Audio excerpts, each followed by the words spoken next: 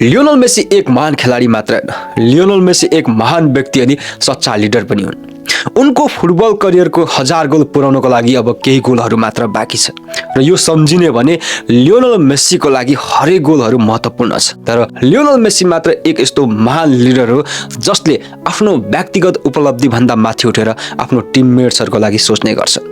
हो, केही दिन अगाडि मात्र भएको अर्जेन्टिना वर्सेस जाम्बियाको इन्टरनेसनल फ्रेन्डली गेममा अर्जेन्टिना 5 जाम्बिया 0 लियोनल मेसीले आफ्नो टिममेट्सहरूलाई सम्हाल्दै अनि शानदार प्रदर्शन गर्दै एक गोल गरेका थिए र अर्जेन्टिनाले पेनल्टी पनि पाउँछ यही गेममा।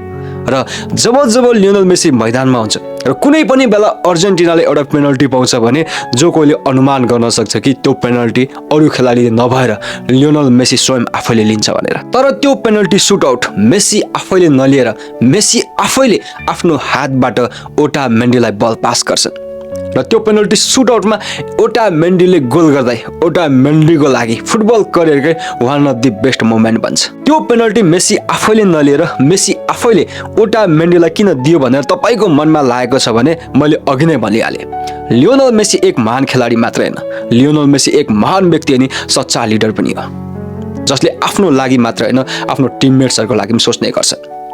किनकि ओटा मेन्डी र मेसी सँगसँगै सायदै अब आफ्नो होम ग्राउन्डमा आफ्नो होम जर्सीमा अर्जेन्टिनामा आफ्नो फुटबल करियरको अन्तिम खेल हुन सक्छ भनेर मेसीले सम्झे। मेसीको लागि यस्तो मोमेन्ट्सहरू धेरै छ तर ओटा मेन्डीको लागि सायदै यो एउटा मात्र मोमेन्ट होला जसले आफ्नो परिवारलाई खुसी दियो, सिङ्गो अर्जेन्टिनालाई खुसी बनाएर सिङ्गो फुटबल दुनियाँलाई खुसी बनायो। र तपाईहरुलाई यो मोमेन्ट अनि मेसीको सोच कस्तो लाग्यो अनि मेसी तपाईहरुलाई कस्तो लाग्छ र मेसी जस्तो खेलाडी अब यो जेनेरेसनले के पाउन सक्छ त? र तपाईहरुलाई यो भिडियो कस्तो लाग्यो? भिडियो मन पर्यो भने लाइक गर्नुहोस्, शेयर गर्नुहोस् अनि तपाईहरुको मनमा लागेको कुरा कमेन्ट गर्नुहोस्।